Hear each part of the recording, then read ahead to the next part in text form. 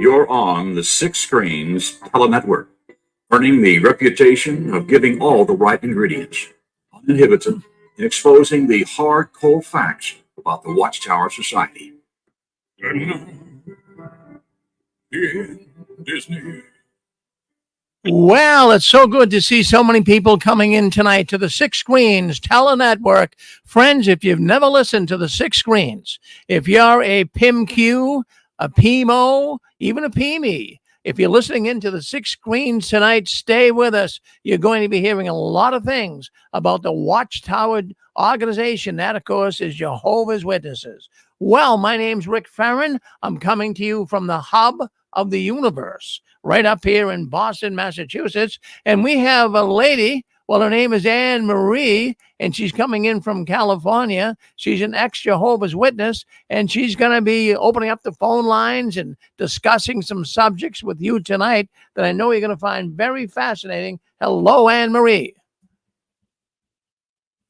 Hello, my brother Rick. Happy Six Screen Saturday. How are you and Susan doing today? Well, we're doing good today. We got a beautiful day up here, Anne Marie. It's really, really nice and sunny, nice and green with the grass and the trees. It's all beautiful. It's really, really nice. And boy, we've had pretty good summer so far. It hasn't been too hot or too bad. So we're fortunate. A lot of people, I know just west of here, they're getting, some of the remnants of that Hurricane Debbie coming up the coast, but we missed it here. So it's really nice. Yeah.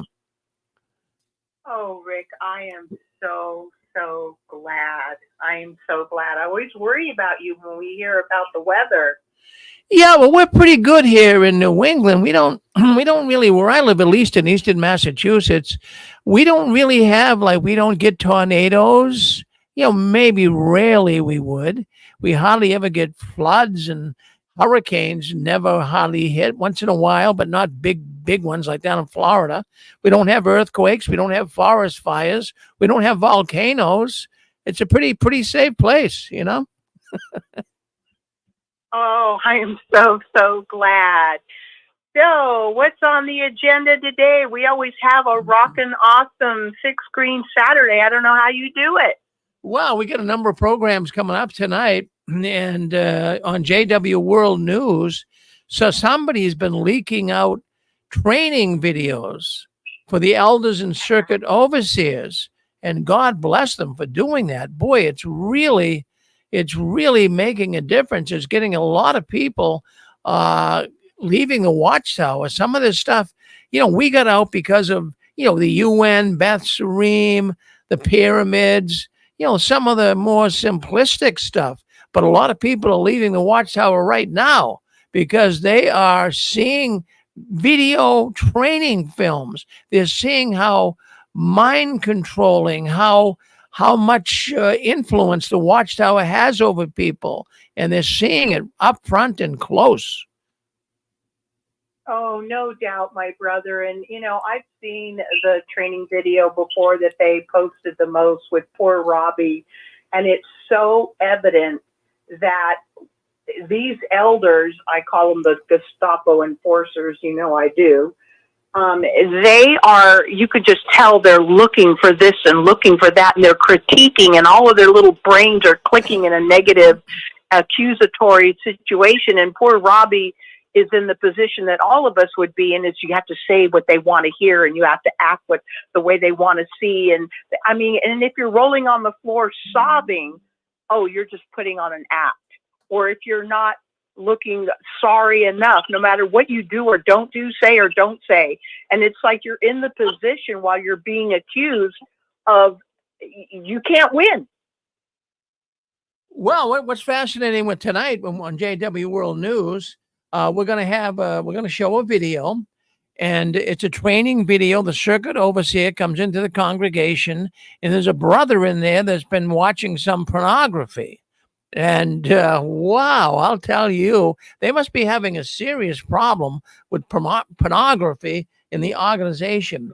And the brother circuit overseer comes in, and it's quite the video. So we're going to be dissecting that tonight and talking all about that. So it's going to be fascinating. Hey, Rick. Yes. Hey, this is Chewy. Yes. I just happened to chime in. I'm not going to talk a little bit. I'm not going to talk about that video, but I'll say this. I know the brother that supposedly has the problem in the video. He's a waiter. We went to Bethel about the same time. He's from Oklahoma City. I know him and his dad, and they even used his first name, Garland. So I'm not revealing anything. That is his first name. Is that right? Huh? Yeah, he was a waiter. He was a waiter. We used to hang out together at the district assemblies and get all the love, and all this and all that. Yeah, but that's him. Wow. My goodness. Well, that's going to be fascinating. Excellent. Well, thank you, Chewy, for weighing in. All right, go ahead. We got it, Anne Marie. So I love to introduce the show before a comment. So I just in case anybody wants to comment, I want to make sure I get it. What were you saying, my brother Rick? I was going to say, you go ahead. I'm here if you need me. So you just go ahead and go forward and full speed ahead. Rick, just knowing you're there and your beautiful wife, Susan, makes it all, it helps a lot. No, one so second. much, Just hold my on. We got a lot of people coming in here. I can do one thing. So if you're muted, don't worry. I'll get you unmuted again. Just wait 1 second. Got so many people coming in. Somehow they're unmuting themselves, but hold on 1 second. All participants are muted and they can unmute themselves. All right, Anne Marie, I'm going to unmute you. I can see you here. So we're going to bring you on. Yeah, we have so many coming in. Somehow the lines got tripped, but you're all set, Anne Marie. I'm here if you need me. Oh, thank you, my brother. Welcome everyone to another blessed day in freedom on Six Screens Saturday of the Six Screens platform. Today is August 10th, 2024, and this is the first show touched by the Tentacles of the Watchtower. And I just want to welcome anyone and everyone, as Rick said earlier, if you're a PME, physically in, mentally in, well, you're probably not listening because you're totally taken over by the programming. But if you're a PIMQ, physically in the Watchtower but mentally questioning, welcome to you. This is a safe place. If you're a PMO, physically in, mentally out, you're completely awake. You know the Watchtower for what it is, but you're sticking it out. That must be so awful. Welcome as well. And no matter where you are, who you are, what you believe, don't believe, this is a safe place. We welcome you. Today, our subject is, well, basically how we were all touched by the tentacles. And one of the ways that we were touched by the tentacles of the Watchtower is many of us had aspirations of being something, whether we wanted to be a writer or a drummer in a band or a singer or a teacher or a doctor or a scientist or whatever we kind of felt like we would like to do if we weren't in the Watchtower organization. Because every time we thought of anything that wasn't about serving the Watchtower and obeying the Watchtower and playing the game and going according to the Watchtower one-size-fits-all script, we were always told, well, you have to put Jehovah first. Armageddon's just around the corner. What are you thinking of? Many of us wanted to go to college. Many of us wanted to study, well, I wanted to study English literature and psychology, anything and everything, but a lot of us didn't get to do it.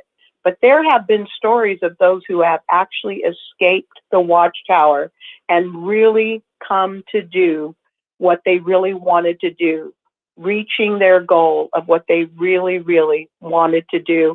And the story today that I have to share, and I hope you guys will forgive me because I don't have my own subject, but we have the inspirational story of a very dedicated man who grew up completely believing and dedicated in the Watchtower organization. He was a ministerial servant. He worked in different languages where you had to learn the language. He had friends that were in Bethel, friends that were circuit overseers. His relatives were elders giving talks in assemblies. But he actually got out and became a doctor. So anybody want to give a thought? Rick said a lot of people were coming in, and this show is for you. If you want to share something or a thought, go ahead. *6 before I get into it. Oh, boy. Hello? Hello. What's on your mind, Thomas?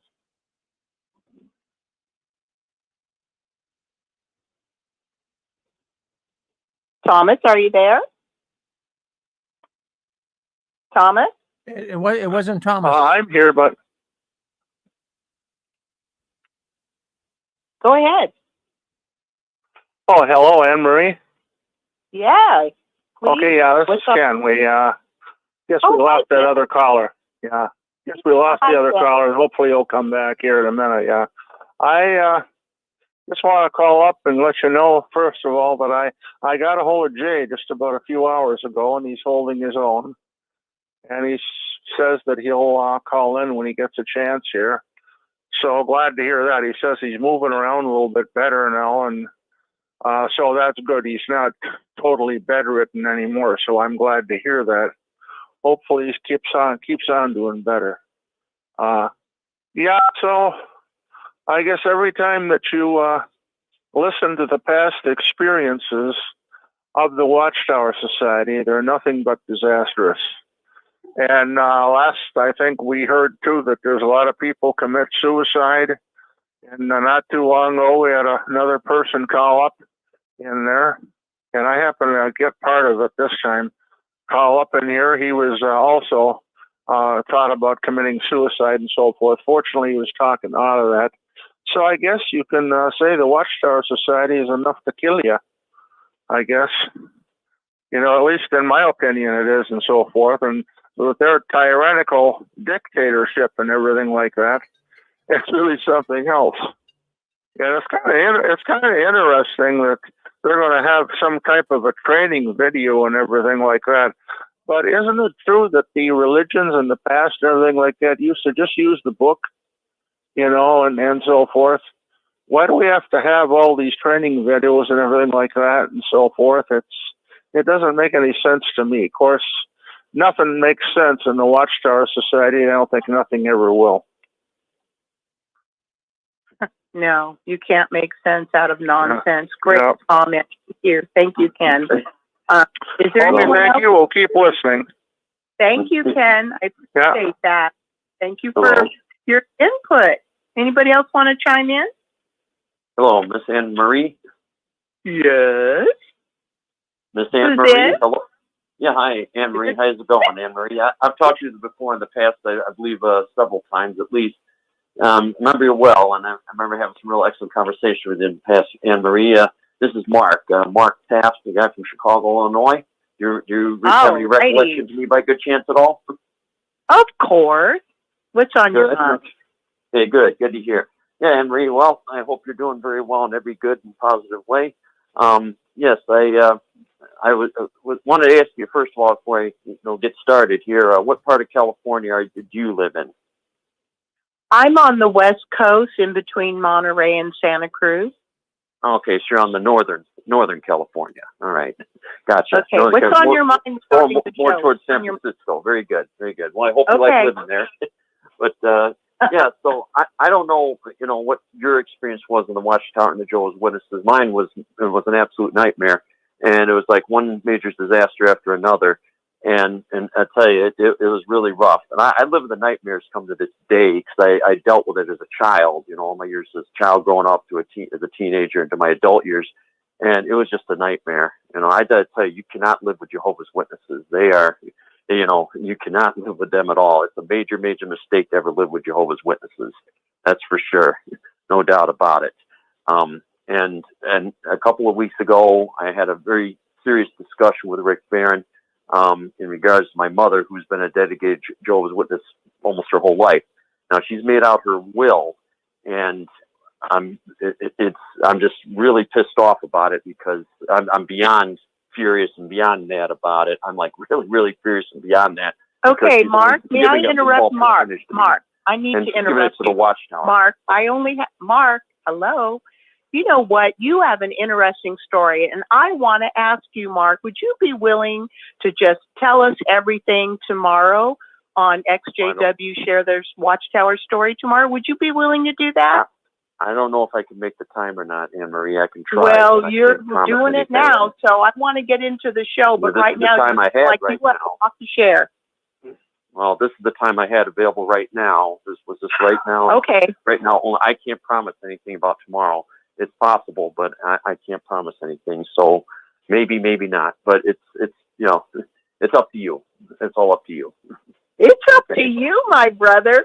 It would be at 2:30 Eastern Standard Time tomorrow, because that way Rick sets aside an entire hour every other Sunday for stories like yours. And I want to hear it. And I want you to have time to just focus on it. But right now we have a show to do, and I don't want to get lost in somebody's story. No, okay, that's fine. No problem. You had a rough time. I want to hear everything, Mark. If you can, now, if you can, even if you can only talk for 10 minutes or 15, we want to hear your story, Mark. It's important.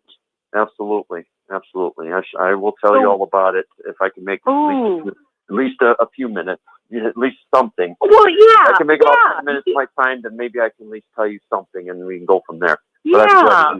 If you got a show to do tonight, I would love that. But yeah, no problem. If you got a show to do tonight, I understand. Just and I'll do the best I can. I'll do the best I can. Mark, to try to get in at least about 10 minutes tomorrow. That's it. About probably all. Whatever works for you. But if you could just come on and just whatever time you want to use, say whatever you want to say. You have the floor tomorrow, 2:30. Well, 5 minutes before the show, call in, and because Rick needs to see your number up there. But we would love to hear it. I want to hear it. And I don't want to interrupt you either. No, I understand. That's great. That's good to hear. And yeah, I'll definitely tell you all about it. It should be a very interesting story. I know it will be. I'm dealing with my mother wanting to donate 50% of her will to the Watchtower Society. Okay, Mark, let's stop. Save it for tomorrow. Okay, save it for tomorrow. Thank you. I want to hear you, Mark. Okay. Thank you very much. You take care now. Take care. Mark, thank you so much. Okay, guys, anybody else want to chime in before I try to get into the show? I want to talk about this guy who escaped the Watchtower and became a doctor. Does anybody want to comment or anything? Please? Nope, just want to give you guys a chance. Okay. Here is a gentleman. I was so happy to read his story. And it is basically JW to being a doctor. And he just became a doctor. And guess what his specialty is? He went into psychiatry.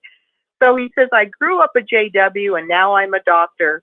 This post is a rebuttal to the convention video from this summer where the speaker said that young people should pioneer so that they will have a satisfying career helping others alongside the best people they've ever met, aka fellow Watchtowerites. That talk describes my life, but not as a pioneer in the Watchtower, but as a doctor. The speaker's ignorance and small worldview is on full display as he doesn't know what it means to truly help other people with his career. And he also doesn't realize the caliber of good, kind, supportive people who love others that I work with on a daily basis. This is not a post to debate the shortcoming of the healthcare system. I'm all about my story. I was baptized at 12. My family was a family everyone in the circuit knew, but I won't pretend like I was the most accomplished Jehovah's Witness. Yes, I pioneered and I was a ministerial servant and I served in a foreign language congregation. He said his brothers are elders. They give talks at conventions. Some of his best friends went to Bethel. Some of them went to Gilead. He said he even has a couple of friends who are substituting circuit overseers.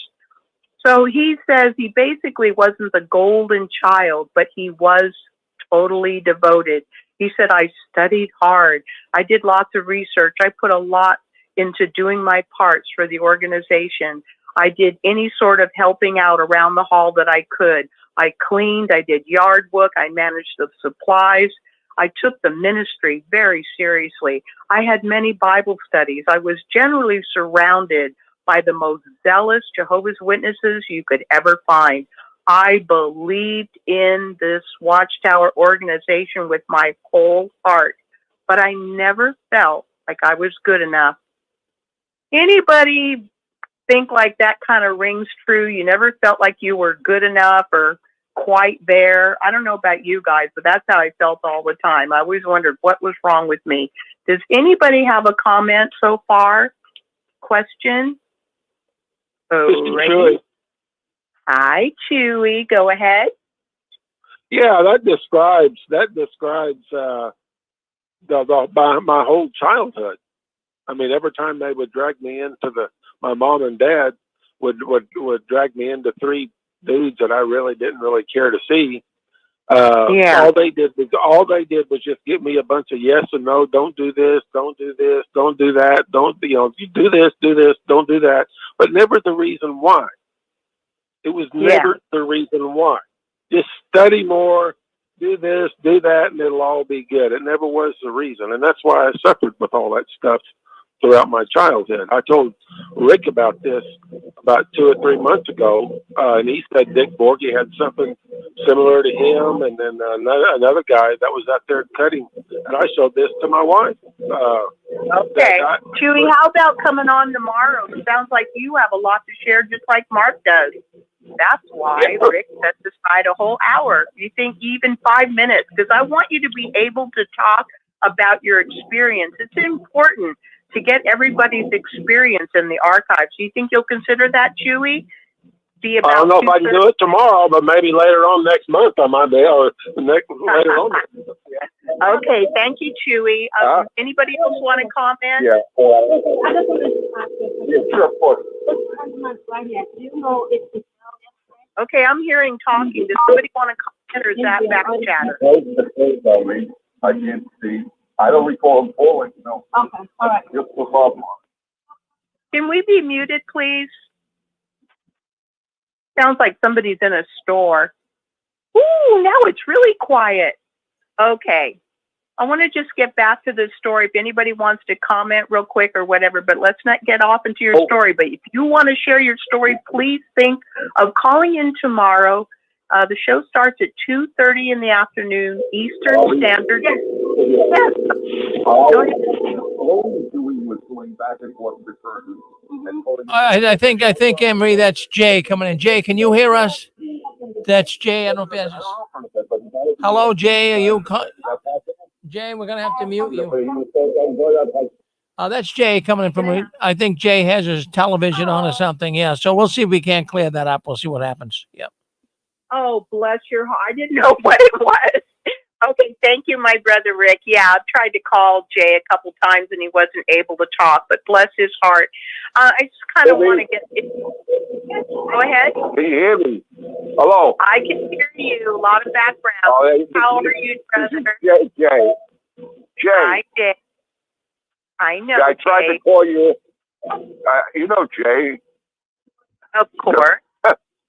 All right. Anyhow, I thank you for the program. Thank you, Rick.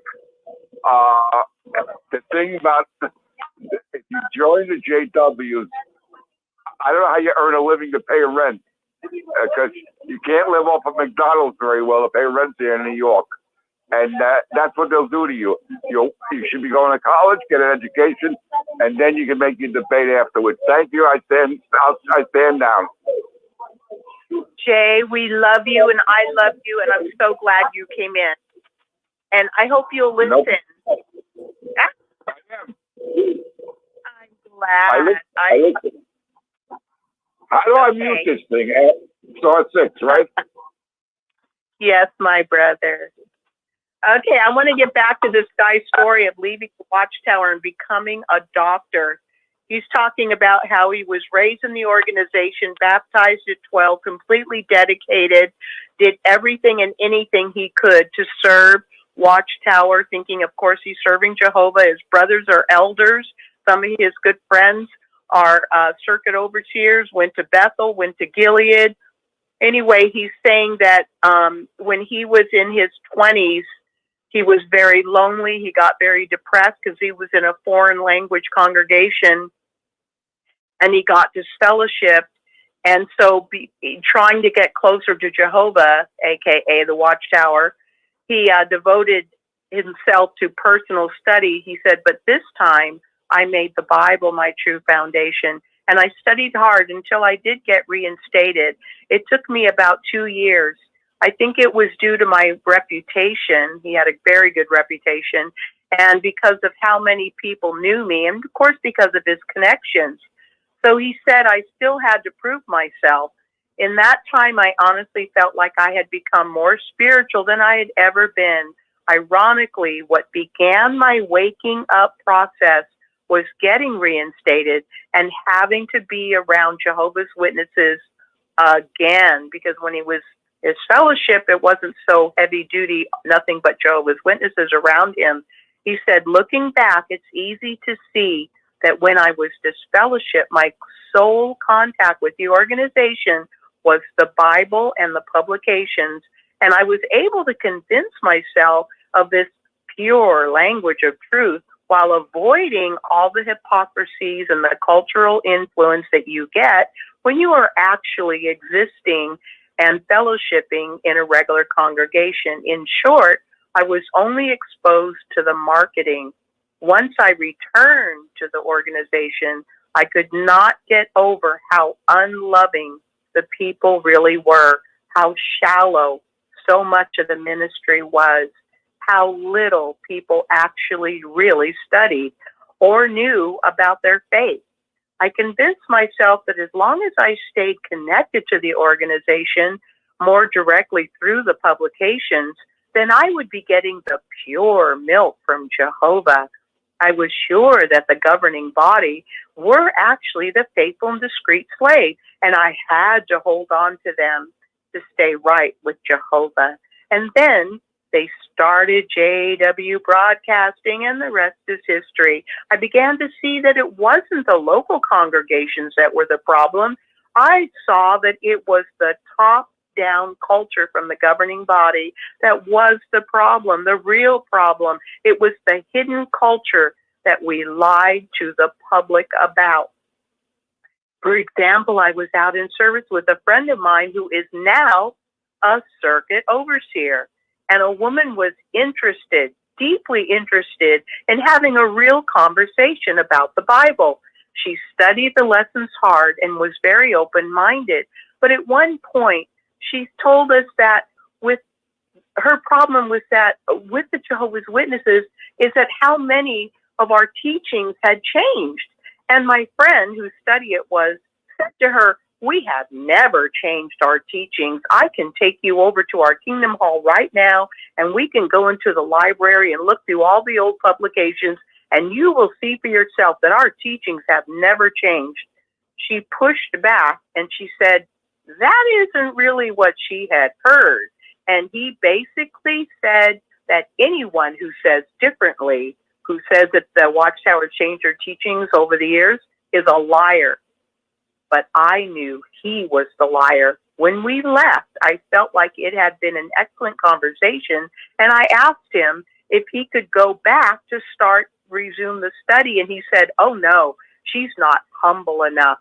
I pointed out that she had opened her Bible to look up scriptures. She had acknowledged points we had made that were new to her, and she had been very open-minded and interested in the conversation. He told me that I could call on her again if I wanted to, but it was a waste of time. I realize now that she had committed the unforgivable sin. She had questioned the organization. And for that reason, and that reason only, my friend just wrote her off. Anyway, this isn't new to any of you. When the overlapping generation teaching came out, I looked up the scriptures. And over the next few weeks, I studied the Bible, and I realized that this teaching is easy to disprove from the Bible. That was the first time in my life that I realized I could open the Bible and disprove the governing body, the faithful and discreet slave, and it was powerful and a little scary. I also realized that my entire life had been centered on a worldview of this system of things ending before I got old.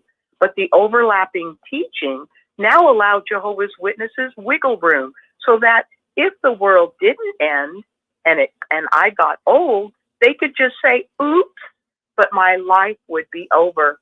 I knew so many older friends that talked all the time about how they could not believe that now they were old. One brother I was working on with a project said, there was never a retirement plan. I never thought I would get old, but now I am, and I have to retire, and I have no way to support myself. Anyone want to comment? This is a long post, but it's so engaging. I just had to share it. Anybody want to jump in at any time, not with a life story, but, comment, question, whatever, please feel free. He said, this person that was telling him that he couldn't believe he was old, he continued, he said, I never thought I would get old, and now I have to sit in the handicapped section. He spent his whole youth serving the Watchtower. He said, the poster says, after that new generation, overlapping generation teaching changed, I thought of conversations like that, and I thought, forget that.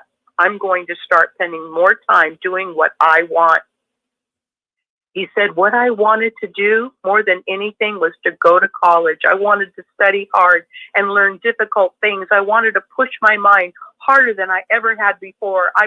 It was so boring being a Jehovah's Witness. I always felt like I was blessed with a strong mind and a curious desire to learn, but I never got to use it as a Jehovah's Witness. I wanted to see what was possible, and I wanted to do more than just scrape together jobs that allowed me to pioneer. I wanted to do work that was meaningful and work that would also give me financial security. So I went to the community college while I was still a Jehovah's Witness, and while I was still working, I thought I would get my feet wet and see how college felt. Like many Jehovah's Witnesses in that era, I had always done well in school, and I will credit my parents for teaching me to read when I was younger, and for the organization having so much challenging over information to read while I was growing up.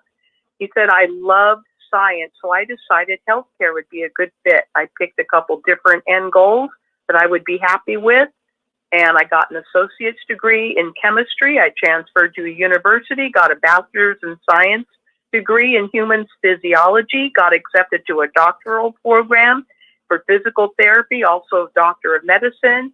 I picked medicine. I started med school during the COVID epidemic, and I graduated this spring.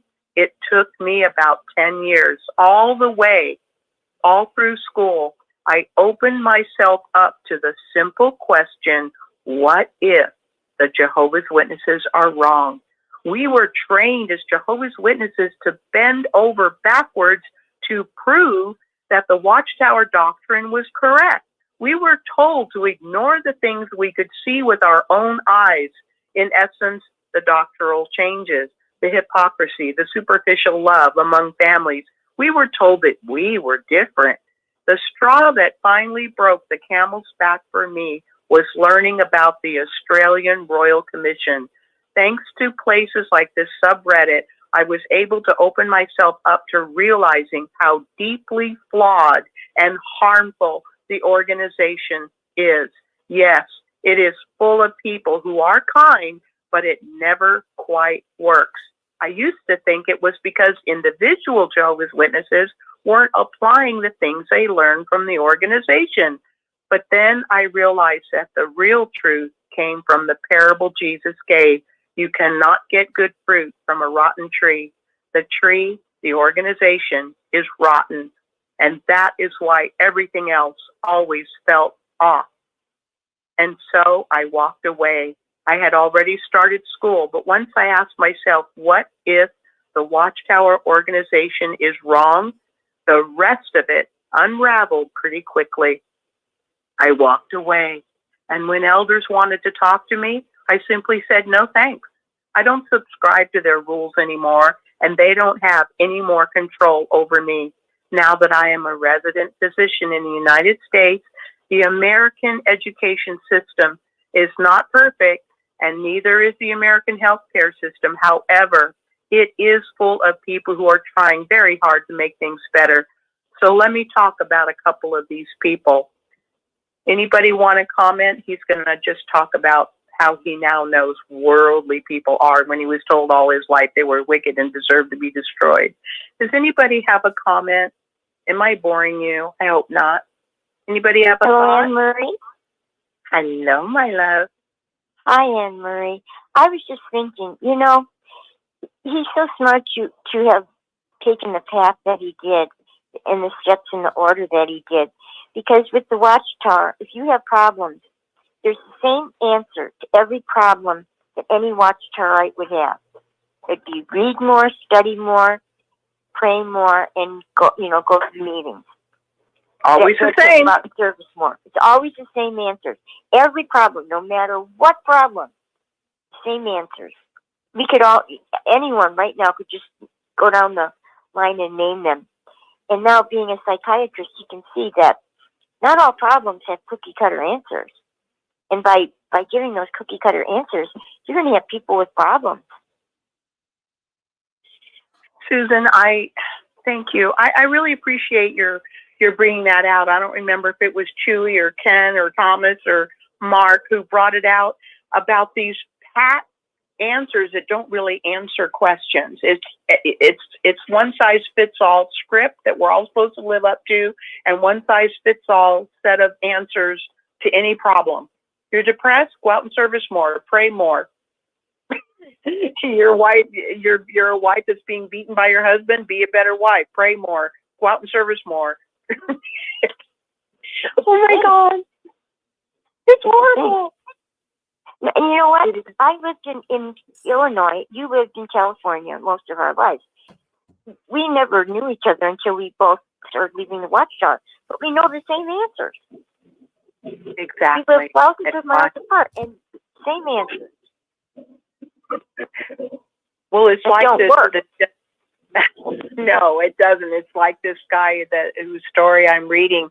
He said he realizes that it wasn't the individual congregations that he saw issues with. It wasn't just them. It was the top-down leadership that was so disgustingly flawed, and that's why everything is off. Didn't work, and it doesn't. Jay, this is Jay again, New York. All righty. Yeah, I want to just say I had similar problems that doctor had, but I woke up when I went to NYU after I had been disfellowshipped, and that was the beginning of a freedom. And then I found out it's a delusion. I was just listening on the History Channel. This Watchtower thing is a delusion. If you don't believe in the delusion, they don't put up. They don't put up with you. They throw you out. You got to believe in a delusion. Like, yeah, if you're gonna say the sky is blue, you say no, it's pink. They want you to believe that there's everything perfect. It's not their fault. Baloney. And why do they have false prophecies? Because they're coming from a rotten tree. And that you gave me I'm glad you said that. How can I expect a good result from the members or even the elders if the tree itself is rotten and a total delusion of baloney? And I'm not making it up. It's a delusion, like you believe in something that isn't there, they say it is there. Thank you so much, and keep up the good work, and keep breaking the delusion of the JW. Oh, Jay, thank you so much for that comment. Thank you so much. It's such a pleasure to hear you, and everything we say is true. And one thing I love about the platform of the Six Screens is we can come on and tell our truth and not be afraid that we're going to get reported or whatever. Okay, I wanted to continue. Does anybody else wanted to comment before I continue? I wanted to read. Yeah, hello, Anne Marie. Hi. Yeah, another thought here for the program and everything like that. I don't remember everything about the Watchtower because I wasn't a member, but I remember when they're coming over to our place to study and all that, all their Awake magazines and their Watchtower magazines were filled full of articles and pictures about being healed and all that. Your crutches were being thrown away, and they had pictures of graveyards where people were being resurrected in sickness and ill health, and everything was going to be going away. You're going to be young again and so forth. And hey, that's just around the corner. It won't be too long.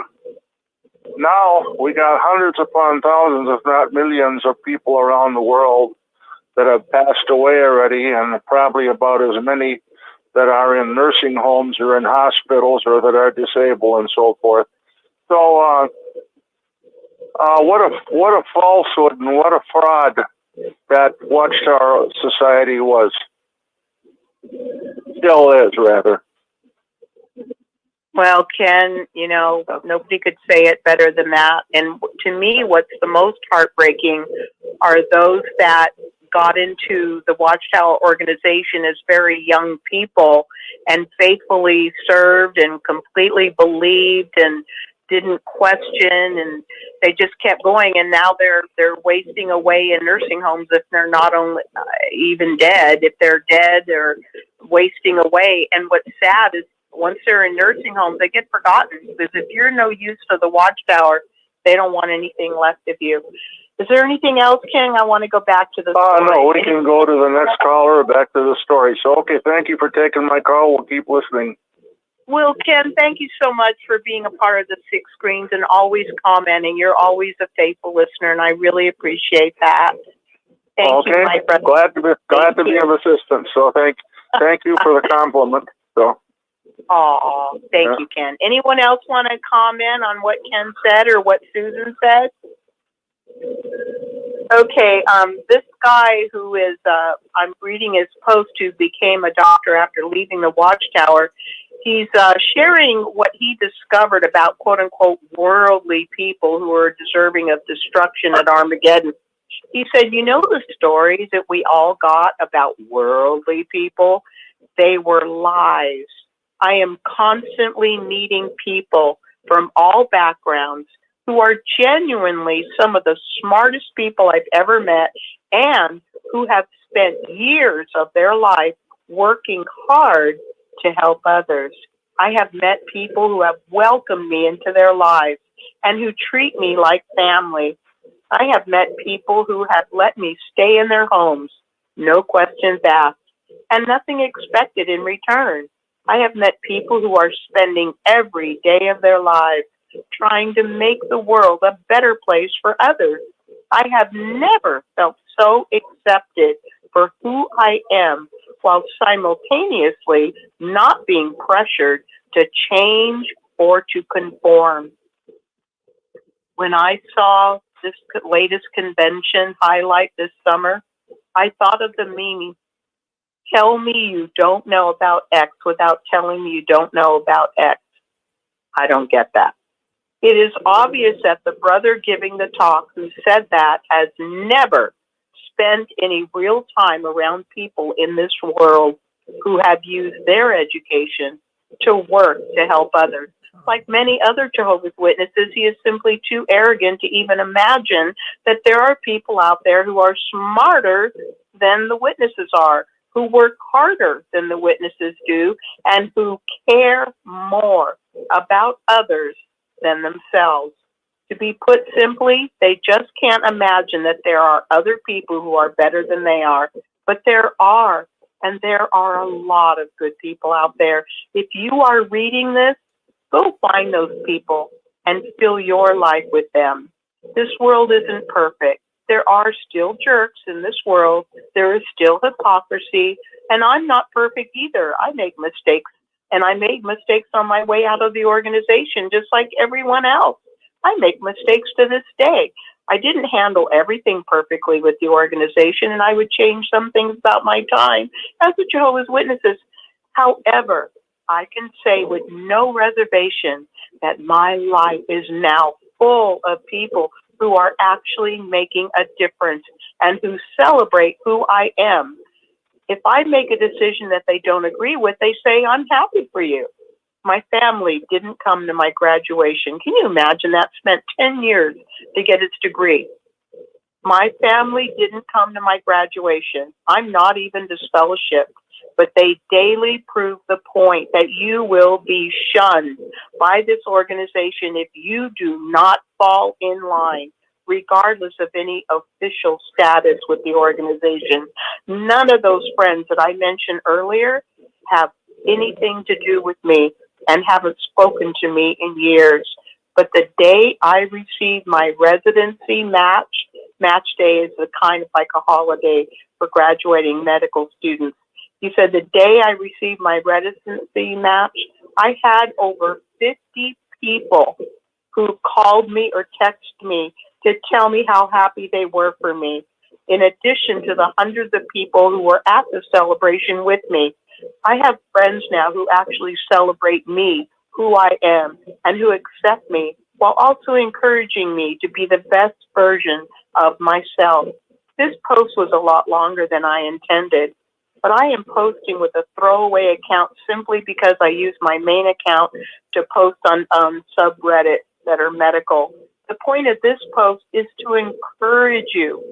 I read the subreddit while I was leaving the organization and while I was studying at school, and I wanted to toss in my story into the mix to encourage anyone who would read it. The point of this post is to tell you this: you are not alone. There is a life outside of the organization that you can only imagine. It's not easy and it isn't perfect, but I have genuinely never been happier. It is the best life ever. I grew up a Jehovah's Witness. Now I'm a doctor. My name is Tyler. Thank you for reading. Anyone have a comment? I cried when I read that story. I cried. I've read it like 4 times. I'm so touched because he held out a bright torch of hope, of freedom. Anne-Marie, could you forward that to me possibly? I don't know how I can do that, my brother. I don't know how to do that. I'm on my phone and I really do not know. Now it's on the subreddit, XJW subreddit, but I can give you the name and you can do a search. Could you do that, brother? Sure. This is Thomas Hodgson here in Lawrence, Kansas. Sure. Okay, it's capital J, capital W, JW, 2 TO. Hang on, just No worries. when you need something to write on. Huh. Okay, It's always that way. Okay, fire away. Capital JW, both letters. Okay. Then the word 2, small letters. Capital M, capital D for MD. JW to MD. And after MD is throwaway in small letters. Okay. Now, JW. that... Okay. What? I was going to say JW, PWO, MP, JW, PO, MD, throwaway. Yeah, that's his subreddit name. The name of the post is I was a JW, now I'm a doctor. I think that will bring it up. Is that on Reddit? And he shows, yeah, it's the subreddit, the XJW subreddit on Reddit. Oh, okay? Man. That's awesome. It's such a good story, and he even shares pictures of him when he got his white coat standing in front of the medical school. And then he shows the day he got his diploma in his fancy doctoral robes, and he looked so happy. That is awesome. That about makes me get tears in my eyes just thinking about it. That's awesome. Those are the kind of stories we love hearing. Oh, I know, my God. And there are more and more, Thomas, more and more stories of those who struggled in the Watchtower and just finally out of mental and emotional exhaustion and just giving up, because no matter how hard you work, you're never good enough. You're never jumping high enough or running fast enough or far enough or working long enough. It's never enough, ever. And the more you do, the more they expect you to do. So a lot of people who got out of the Watchtower and just said, okay, if I'm going to die, I'm going to die. But today I'm going to live. And tomorrow I'm going to live if I'm still here. Yes. Hi, Anne-Marie. I just wanted to break in here. This is my first time I ever got on the network. Well, welcome. Yeah, and I think that Thomas will recognize me. I'm John. I live in Kansas City, and I've been communicating with Thomas here the past week or so, and we're going to meet up tomorrow. And so I just wanted to say You know, I just wanted to say hello and stuff. And first time I'd ever, I do have plans. We both have plans to go to the convention next August in Boston. So that'll be something to look forward to. Well, I look forward to meeting you, Tom, and I'm so glad you called in. You know, you're the third person that strikes me as having a story to tell, and Mark doesn't think he wants to talk more than maybe 10 minutes if he does come on tomorrow. And I think Chewy wants to maybe share a little bit. Tomorrow we have a show, Tom. It's called Ex-Jehovah's Witnesses Share Their Watchtower Story, and it starts at 2:30 in the afternoon, Eastern Standard Time. And just in case you would like to come on, even if you want to talk 30 seconds, it is all about giving people like you and Mark and Chewy time to kind of share whatever you kind of feel like sharing.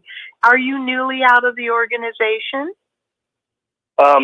Well, first of all, my name is John. Sorry. Oh, I thought you said Tom. I'm so sorry. Thank you for correcting me. No, I said that I've been in contact with Thomas there in Kansas. Oh, righty. And I just live about an hour away. I live in Kansas City, which is, not, it's not that much of a drive. Well, I'll tell you what, this is interesting. I was baptized 50 years ago. I was baptized on Cinco de Mayo of 1974. And, okay, can we get into this tomorrow, John? Oh, yeah. And this is why I was asking you. I want to hear your story, but we're running a little bit out of time. This is not sharing your story show, but tomorrow it is, and I want to hear everything. I want to hear baptized 50 years ago. So you were baptized in, oh, good God, 74? Yeah. Ish? And I woke up about almost 50 years to the day that I decided this is not it. So. Wow. Well, I'm sorry you spent so much of your life in it, but I'm glad that you're awake. Because once you're awake, I think you'll agree with me. Once you're awake, it's like Neo in the first Matrix movie. When he woke up and saw reality, everybody was just asleep, living a fantasy, finding out the real truth. It's a shock. And once you're awake, you can't go back to sleep. You can't. You can't unknow what you know. Yeah, I understand. So you think you might call in tomorrow, John? Well, think about it. Yeah, I'm going to try to. I'll be on the road tomorrow. Is that? Let's see. I'm in Central Time Zone. So what is that for me? Well, in comparison to Eastern Time, is that like an hour difference? Oh yeah, I'm 1 hour. You're an hour behind. Yeah, Chicago time. Okay, so an hour difference. I believe that would be 1:30 your time. Yeah, I think that'll work. Actually, Anne-Marie, this is Rick. The time was actually it'd be 1 o'clock, not 1:30. Oh, good God! And what did I tell them? Oh, I'm sorry. Thank God for Rick.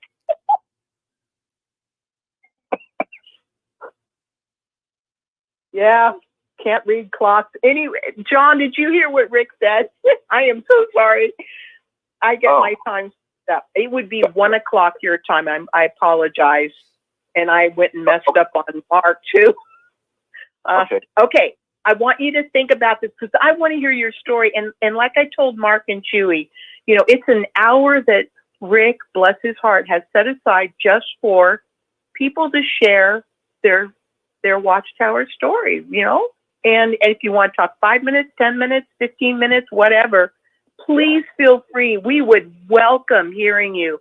And it would be so advantageous, my brother John, to others that are starting to wake up.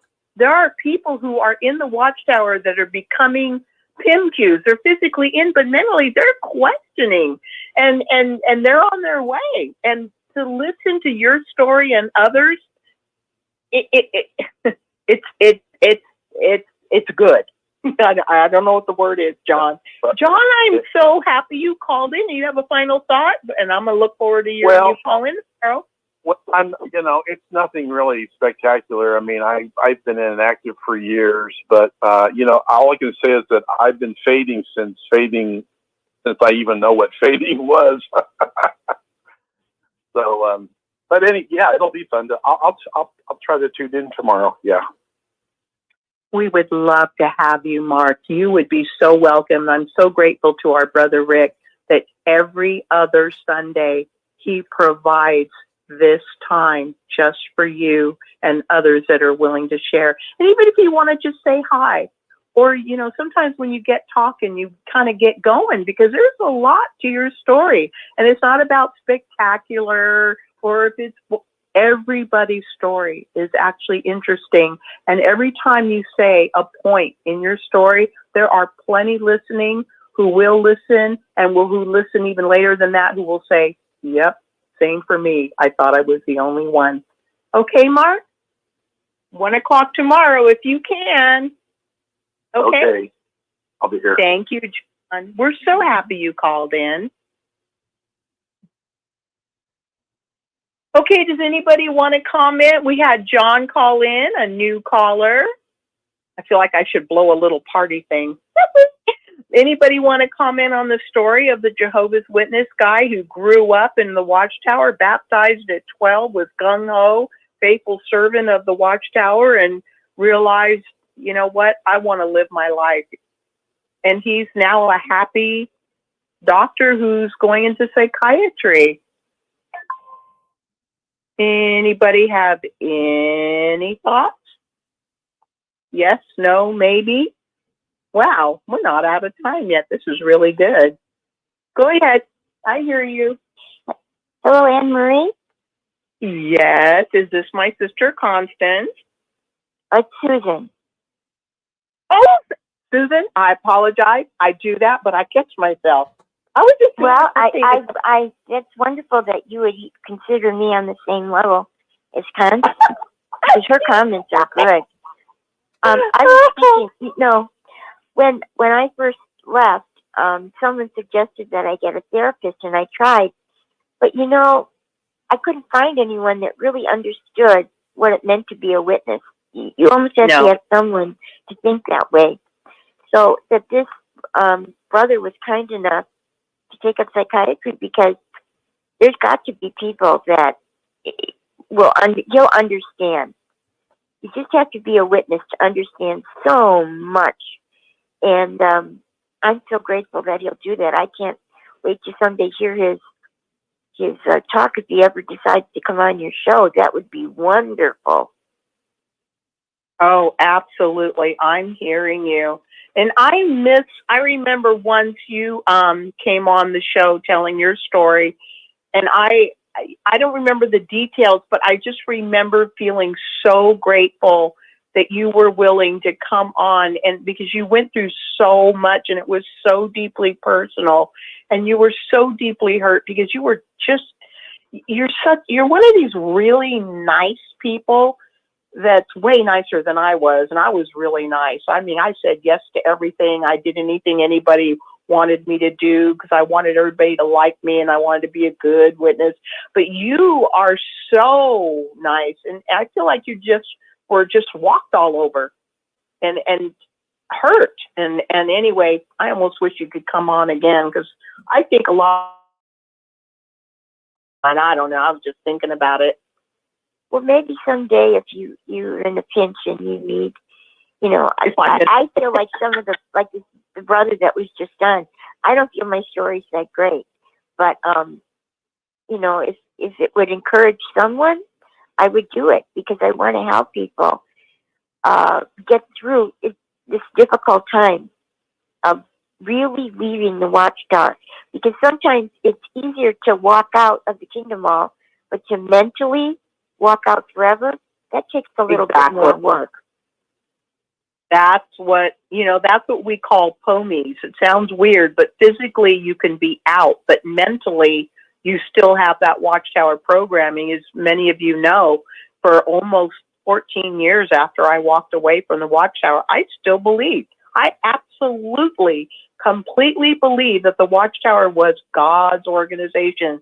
And I was going to die at Armageddon, but I figured, I tried and I tried, but God's going to kill me. That's, I'm just going to live while I can. But I still did incidental witnessing for almost 14 years, and I placed literature just because I believe. So you can be physically out living a quote unquote normal life, but mentally that programming, it doesn't just leave you. It doesn't just go away if you were a true believer. Go ahead. Well, it's repeated so much in your head at the meetings. Yeah. And then when you're under stress, a lot of times that, I guess they call it stinking thinking, will come up. You have to really back yourself up a little bit and, this is not right to think this way. Or to think you have to be perfect all the time. That was a hard one for me. Because the Watchtower wants you to be perfect all the time. So, yeah, that was a hard one. Yeah, I always felt like a failure. I never did find a therapist who knew anything about cults or anything like that. And in fact, seriously, I did go to therapy here and there, different therapists, and I finally found one that I felt comfortable with, and I stuck with her for about 2 years.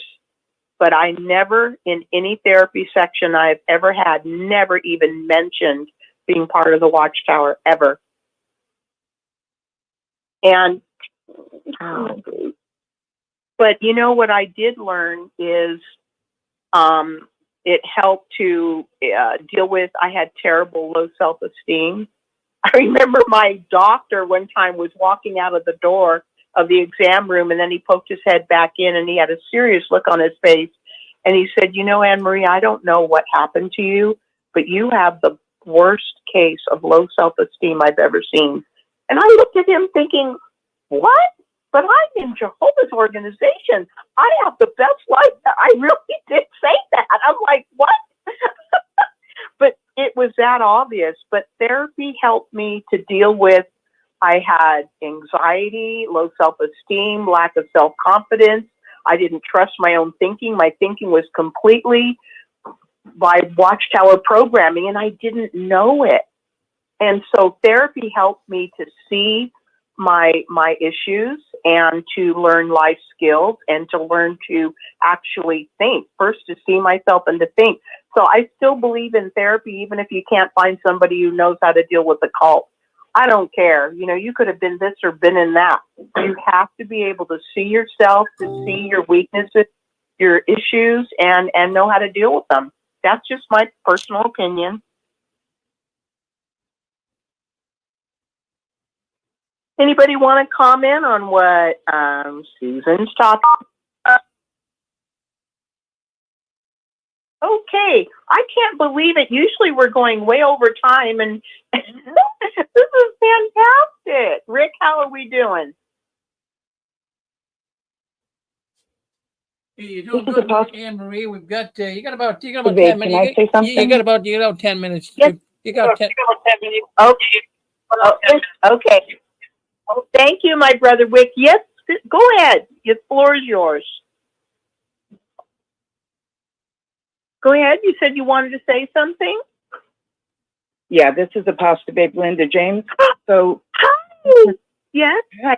So I just heard you say that gentleman that you read the letter about is a psychiatrist. That's the kind of doctor he turned out to be, a psychiatrist. So I went, oh, wow.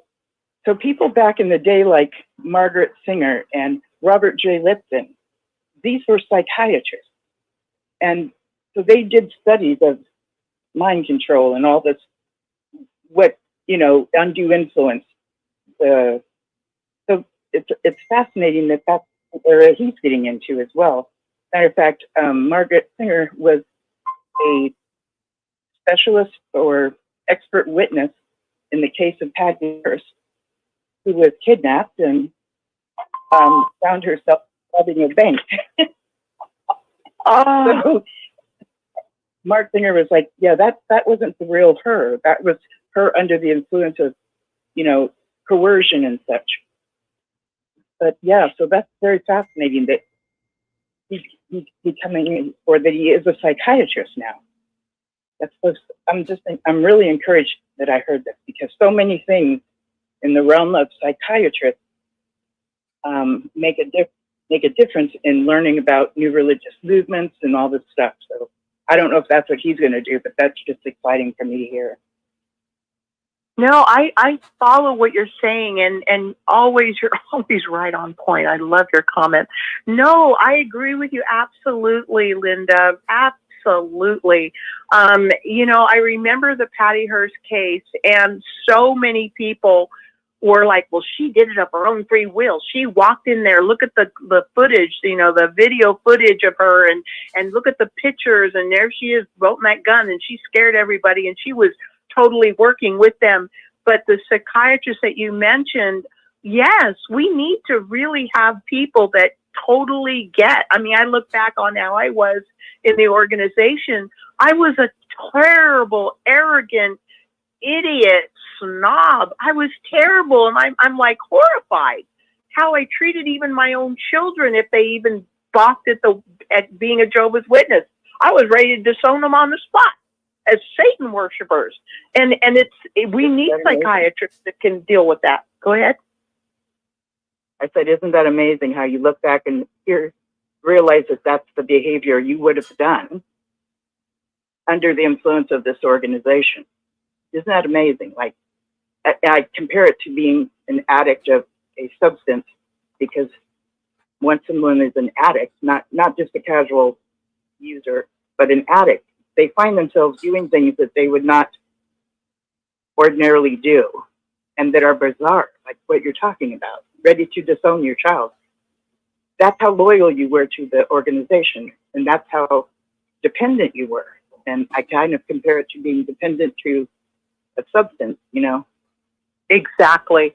And you're right on the money. I hope people hearing you really, it might sound like, oh, just an example, but it's true. It is exactly, to me, like getting your heroin fix. I've said that for years.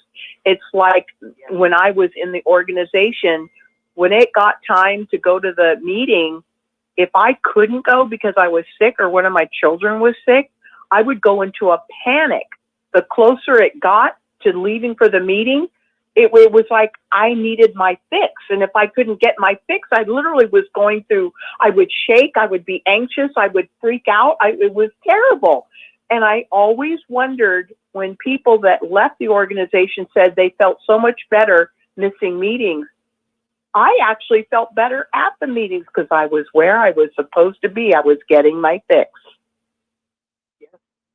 Yeah. So when we hear about women who were abused, and then they go back to their abusive partner, it's not because they liked getting the crap beat out of them, but I believe it's because their brain chemicals are missing the chemical reactions that they used to have when being abused, the cycle, the honeymoon, then the discarding, and then the big fight, you know, honeymoon, discarding, and big fight. So that's a circle. So their brain is missing the chemicals that are released with that circle. So they're kind of in withdrawal, if that makes sense. No, you're right. So yeah. In terms of first becoming a heroin addict, it's called chasing the dragon. When you first get your first high of heroin, it's like the most awesome thing in the world, but you're trapped. And it's like you keep thinking, if I could just do this, I'll feel that again. But you never really do, but you keep trying. And it's the same thing exactly. In fact, I have a list of traits of an abused victim, abused wife or whatever, and traits of an abuser, and traits of being in the Watchtower, and how the Watchtower acts just like an abusive husband, and how the dedicated Watchtowerite that keeps trying and trying to do better. It's like you're the abused wife who's trying to earn that love that you thought you got before, and you just never quite make it. But you're willing to try again. Yes. Because there's a trauma bond. And the trauma bond is between yourself and the abuser, the perpetrator. Much like Stockholm syndrome, you're like, you actually have empathy for your abuser. And if somebody's going to go after them, you'll stand in the way. I'm laughing because it makes perfect sense. People have seen it. It looks ridiculous, but that's what happens when you have a bond. A bond that was set because of the trauma they put you through. So they took Patty Hearst, this one, I forget the name of the group.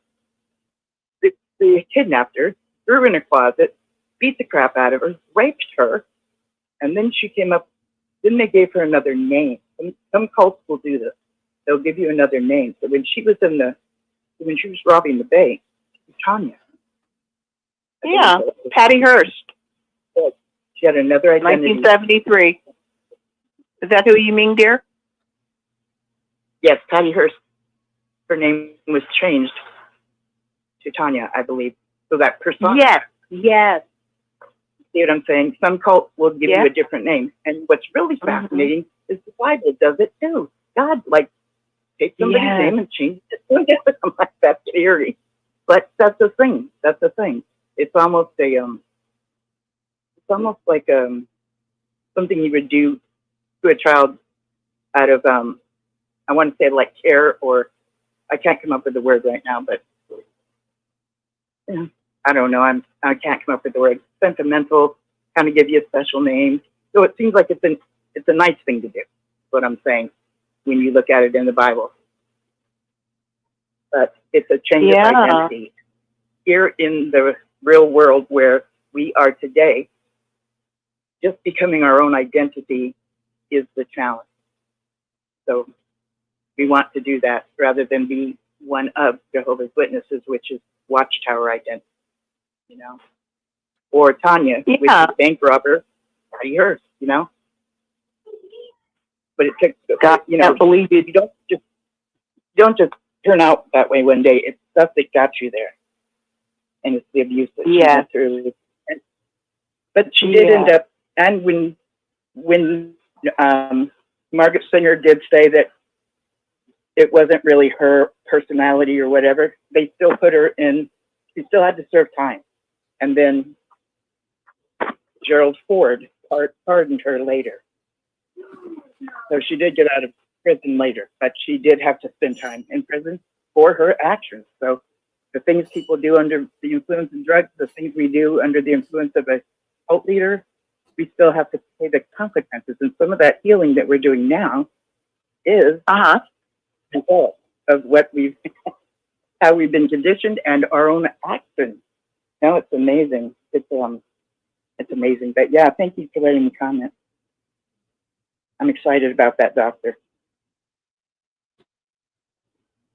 That is such a great point, and thank you so much, Linda. We're gonna. Is there anything else you wanted to add? I'm sorry, I didn't want to cut you off. No, I'm totally done.